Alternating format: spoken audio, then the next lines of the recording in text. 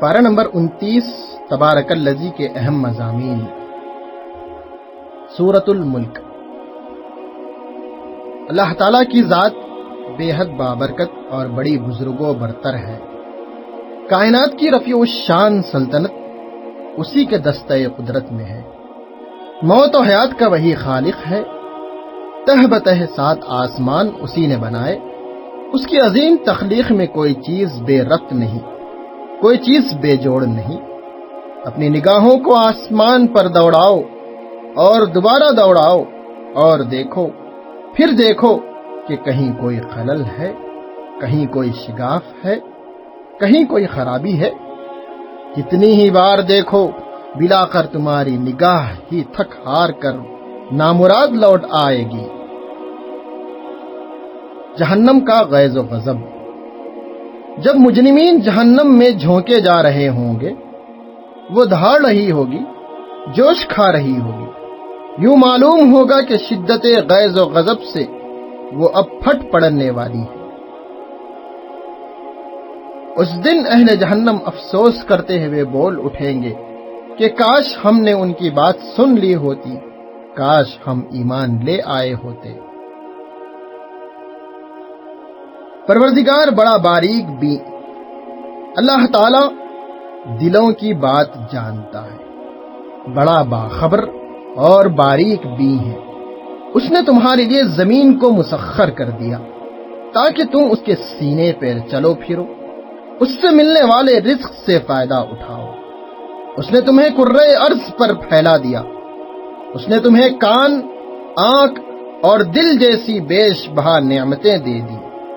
وہی حشر کے میدان میں تم سب کو سمیٹ کر دوبارہ زندہ کرے گا۔ فضائے بسیط میں پرواز کرنے والے پرندوں کو اسی نے تھام رکھا ہے۔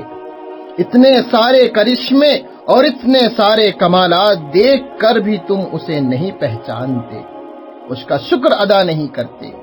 وہ تو اللہ کی بردباری ہے اور اس کا قانون مہلت ہے، ورنہ وہ رزق روک لے تو کون ہے جو تمہیں رزق دے، اور وہ کنووں کو سکا دے تو کون ہے جو تمہارے لیے پانی کے سوتوں کو رواں کر دے۔ سورۃ القلم۔ قرطاس و قلم تاریخ کی دستاویزی تحریریں اور سب سے بڑھ کر کلام الہی، یہ سب کے سب گواہ ہیں کہ محمد صلی اللہ علیہ وسلم دیوانے نہیں ہیں۔ عنقریب ہی معلوم ہو جائے گا کہ دیوانہ کون ہے اور فرزانہ کون۔ اے محمد صلی اللہ علیہ وسلم، تمہارے لیے اجر بے پایا ہے، ایسا عظیم اجر کہ جس کا سلسلہ کبھی منقطع نہ ہوگا، اور تم اخلاق حسنہ کے بلند ترین مقام پر فائز ہو۔ تمہاری زبان قرآن ہے اور تمہارے اخلاق مکارم قرآن کی خاموش تفسیر۔ پس تم ان اہل کفر کے مقابلے میں کسی قسم کی کمزوری نہ دکھاؤ۔ اونچی ناک۔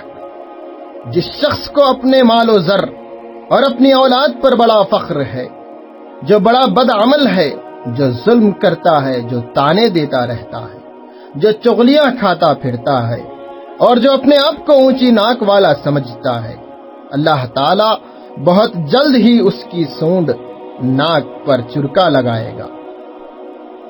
باغ والے۔ باغ کے مالکوں نے ارادہ کیا کہ پھوٹنے سے پہلے ہی اپنے باغ کے سارے ثمرات توڑ لیں گے اور کسی مسکین، کسی حاجت مند کو باغ کے قریب پھٹکنے نہ دیں گے۔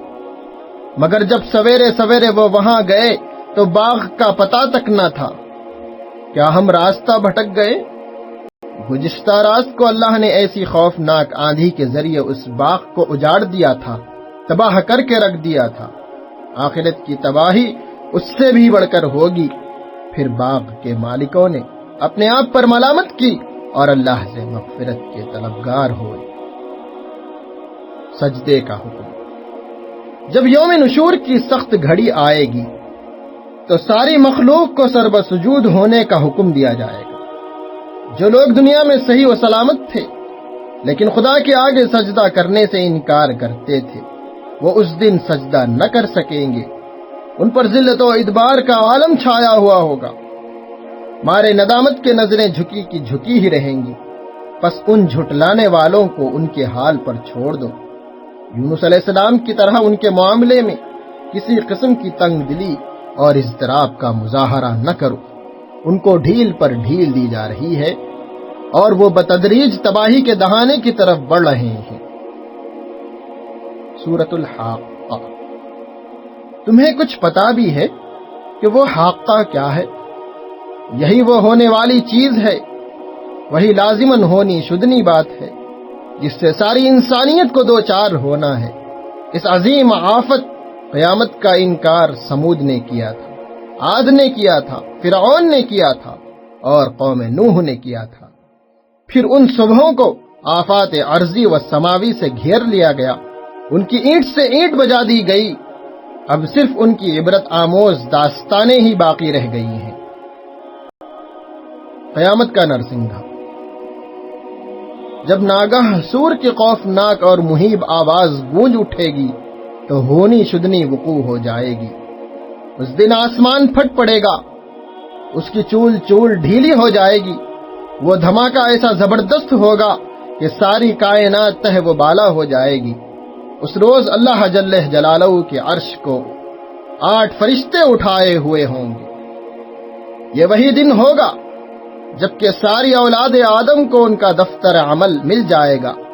جس کے سیدھے ہاتھ میں نامہ اعمال دیا جائے گا وہ جنت عالیہ کے عیش و عشرت کا مستحق ہوگا، اور جس کے بائیں ہاتھ میں نامہ اعمال دیا جائے گا اس کی گردن میں توق ڈال کر جہنم میں ڈھکیل دیا جائے گا، جہاں اسے 70 ہاتھ لمبی زنجیر سے جکڑ لیا جائے گا۔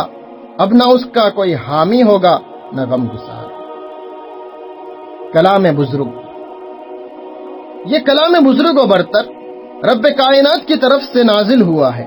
یہ کسی شاعر کی شاعری نہیں ہے یا کسی نجومی کی خیال آرائی نہیں ہے، اور یہ نبی صلی اللہ علیہ وسلم کی گھڑی ہوئی بات نہیں ہے، بلکہ یہ اللہ سے ڈرنے والوں کے لیے ایک عمدہ نصیحت ہے۔ بس اپنے عظمت و جلال والے پروردگار کی تسبیح و تہلیل کیے جاؤ۔ سورۃ المعارج۔ منکرین پوچھتے ہیں کہ کہاں ہے وہ عذاب آخرت؟ جلدی نہ کرو، وہ عذاب آنے ہی والا ہے۔ 50 ہزار سال کے برابر کا وہ خوفناک دن آنے ہی والا ہے جبکہ آسمان پگھلی ہوئی چاندی جیسا نظر آئے گا اور پہاڑ دھنکے ہوئے رنگ برنگے اور اون کی طرح دکھائی دیں گے۔ اس وقت کوئی جگری دوست کام نہ آئے گا۔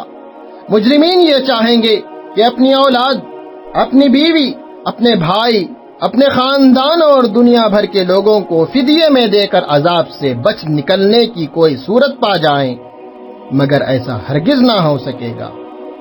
وہ سب کے سب بھڑکتی ہوئی اور لپکتی ہوئی آگ میں گھر جائیں گے جو گوشت پوشت کو چاٹ لے گی، اور آگ تو ایسی ہوگی کہ حق سے منہ پھیرنے والوں اور مال و زر سمیٹ کر رکھنے والوں کو وہ خود اپنی طرف بلائے گی۔ مومن کی تصویر۔ آدمی بڑا تنگ دل واقع ہوا ہے، مصیبت آ پڑتی ہے تو گھبرا اٹھتا ہے، خوشحالی میسر ہوتی ہے تو بخیل بن جاتا ہے۔ ہاں، اس عیب سے پاک وہ لوگ ہوتے ہیں جو نماز کے پابند ہوتے ہیں، سائلوں، محتاجوں اور غریبوں پر اپنا مال خرچ کرتے ہیں، روز جزا کو حق مانتے ہیں اور اپنے پروردگار سے ڈرتے ہوئے زندگی بسر کرتے ہیں، اپنی شرم گاہوں کی حفاظت کرتے ہیں سوائے اپنی بیوی کے، اور جو بڑے امانت دار، وعدے کے پکے، سچی گواہی دینے والے ہوتے ہیں، یہ لوگ بڑے اعزاز و اکرام کے ساتھ جنت میں داخل ہوں گے۔ سورہ نوح۔ حضرت نوح نے اپنی قوم سے کہا، لوگو، میں خبردار کرنے والا پیغمبر ہوں، لوگو اپنے رب کی بندگی کرو، اس سے ڈرو اور میری اطاعت میں سرگرم رہو، اسی سے اپنے گناہوں کی معافی مانگو، وہ تمہیں معاف کر دے گا، اور ابر باران ان پر بھیج کر تمہارے لیے باغوں کے جھنڈ پیدا کرے گا، وہ تمہیں دولت و ثروت اور نعمت اولاد سے خوب نوازے گا۔ حضرت نوح کی دعوت دین کا سلسلہ ایک طویل مدت تک جاری رہا، لیکن کسی نے توجہ نہ کی۔ قوم کا انکار اور استکبار بڑھتا ہی چلا گیا۔ یہاں تک کہ ان بدبختوں نے اپنے کانوں میں انگلیاں ٹھونس لی اور اپنے چہروں پر چادر ڈال لی تاکہ وہ نوح علیہ السلام کی نہ کوئی بات سن سکے اور نہ انہیں دیکھ سکے۔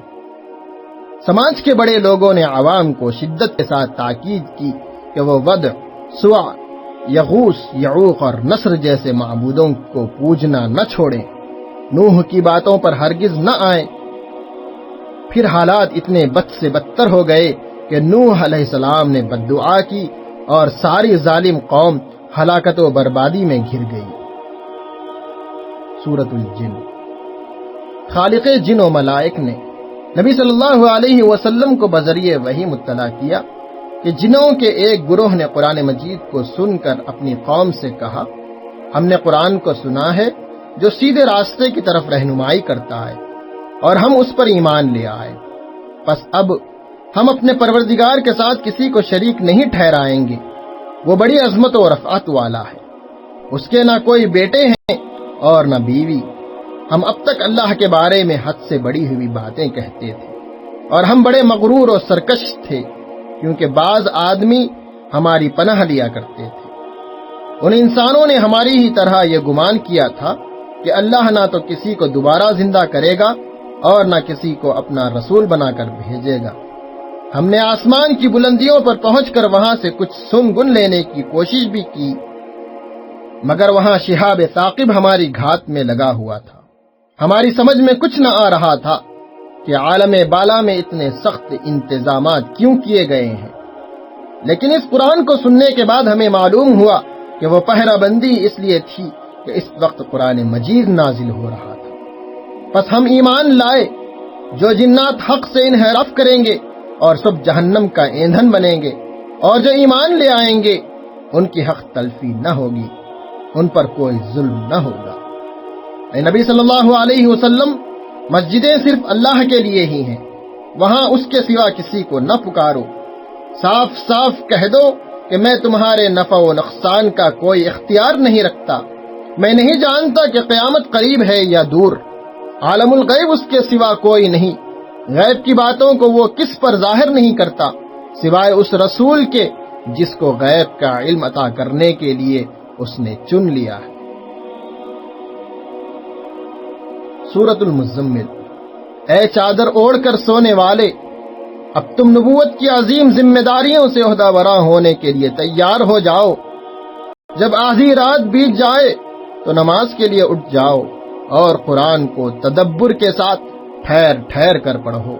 میٹھی نیند کو توڑ کر دعائے نیم شبی کے لیے اٹھ بیٹھنا نفس پر قابو پانے کا ایک بہت ہی کارگر نسخہ ہے، اور یہی وقت قرآن مجید پر تدبر و تفکر کے لیے زیادہ موزوں ہے۔ رب سے الگ ہو کر اسی پروردگار کے ہو جاؤ جو شرق و غرب کا مالک و مختار ہے۔ اغیار کی باتوں پر صبر کیے جاؤ اور ان سے شریفانہ طور پر احتراز کرو۔ ان جھٹلانے والے آسودہ حال سرمایہ داروں سے ہم خوب نمٹ لیں گے، ان کی عیش و عشرت اور ان کی دراز نفسی مہلت کی چند گھڑیوں تک ہی محدود ہے۔ پھر جس دن یہ زمین بری طرح ڈولنے لگے گی اور مضبوط و بلند بالا پہاڑ پاش پاش ہو کر ریت کے ذروں میں بدل جائیں گے، خوف و دہشت کا وہ عالم ہوگا کہ کم سن لڑکے لڑکیاں بھی حیران و سرگردان اور ضعیف ناتواں نظر آئیں گے۔ اس دن ان جہانگیر اور جہاندار لوگوں کے لیے بھاری بھاری بیڑیوں، لپکنے والی آگ اور حلق میں پھنس جانے والی غذا کے سوا کچھ نہ ہوگا۔ پس نماز و زکوٰۃ کی پابندی کرو، اپنے لیے بھلائیوں کا ذخیرہ کر لو، تہجد میں طویل قرات نہ سہی مختصر قرات ہی کرو، اللہ سے مغفرت مانگتے رہو، وہ بڑا معاف کرنے والا اور بہت بخشنے والا ہے۔ سورۃ المدثر۔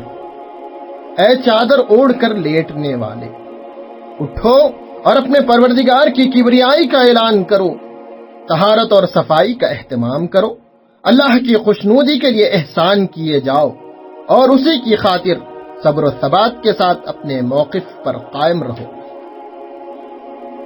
دنیا کا پرستار۔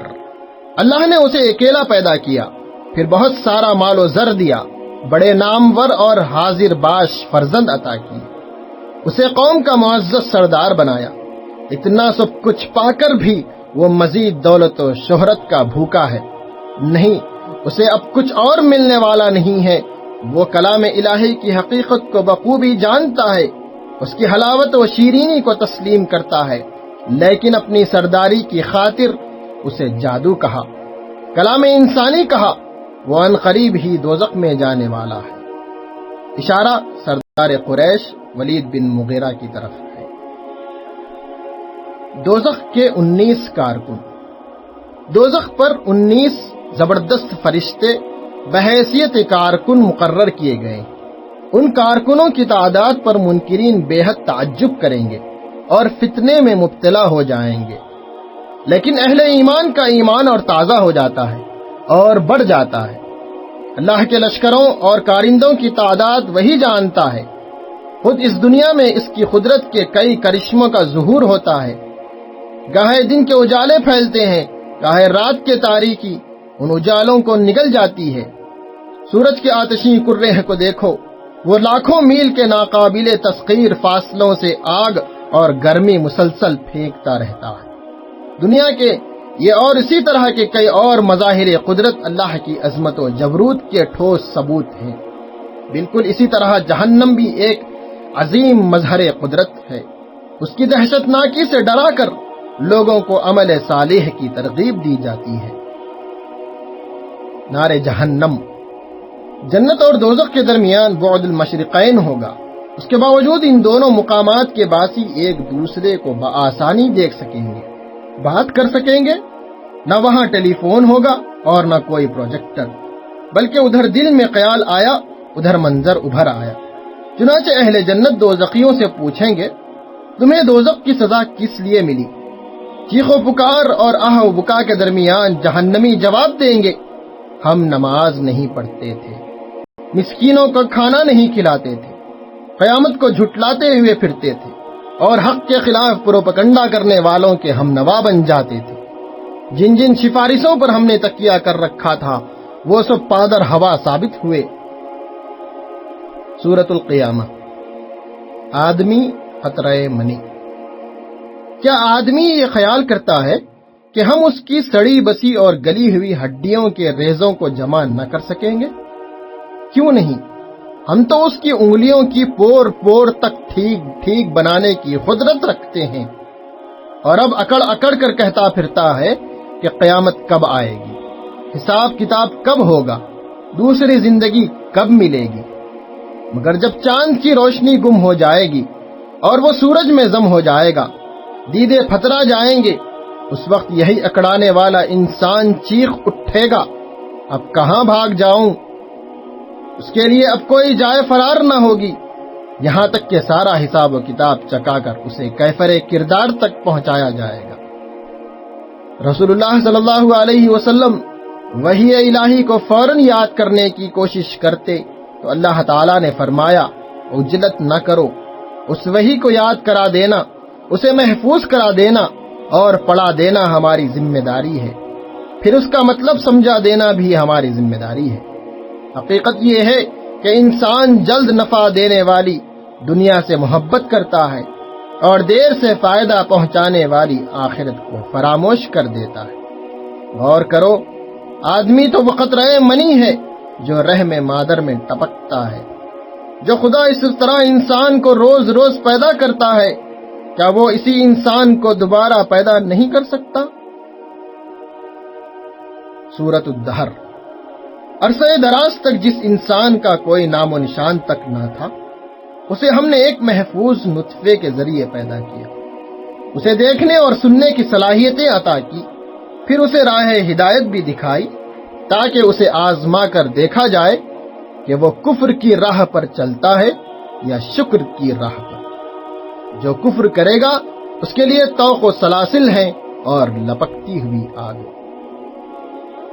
نعمتوں کے انبار۔ جن خدا ترس لوگوں نے دنیا میں ہر وقت اپنے پروردگار کی خوشنودی کو پیش نظر رکھا، اللہ کے لیے مسکینوں، یتیموں اور قیدیوں کو کھانا کھلایا، وہ اس خوفناک دن کے ہر شر سے محفوظ و مامون ہوں گے۔ انہیں بے حساب نعمتیں ملیں گی، باد و جام ہوں گے، ریشم، اطلس و دیبا کے سرسراتے ہوئے خوبصورت ملبوسات ہوں گے، شاندار اور اونچے صوفے ہوں گے، خوب رو لڑکے ان کی خدمت میں لگے ہوئے ہوں گے۔ یہ لڑکے ایسے نظر آئیں گے جیسے کوئی پاکیزہ موتی ہیں جو جنت کے گلستانوں اور شبستانوں میں بکھیر دیے گئے ہیں۔ جدھر بھی نگاہ ڈالو نعمتوں کے انبار ہوں گے، یوں معلوم ہوگا جیسے ایک عظیم الشان سلطنت ہے جو اپنے سارے کر و فر کے ساتھ، اپنے سارے سیم و زر کے ساتھ، اپنے سارے جواہرات کے ساتھ اور اپنی ساری رنگ آرائیوں کے ساتھ پھیلی ہوئی ہے۔ بس اے نبی صلی اللہ علیہ وسلم، اپنے پاک و پروردگار کا نام صبح و شام لیا کرو۔ یہ قرآن ایک نصیحت ہے، جس کا جی چاہے مانے، وہ اللہ بڑا علیم و حکیم ہے۔ سورۃ المرسلات۔ زمین کے اطراف ہوا کا کرہ پھیلا ہوا ہے۔ خالق باری کا یہ کرشمہ ہے کہ کبھی ہوائیں پیہم چلتی رہتی ہیں، کبھی تیز و تند ہوائیں بن جاتی ہیں، کبھی بادلوں کو اپنے کندھوں پر اڑا لے جاتی ہیں، کبھی موسلا دھار بارش کا ذریعہ بن جاتی ہیں۔ ہواؤں کا یہ مستقل نظام گواہی دے رہا ہے ایک با اقتدار ہستی ایسی موجود ہے جس کے دستہ قدرت میں رحمت بھی ہے اور ہلاکت بھی، تعمیر بھی ہے اور تخریب بھی۔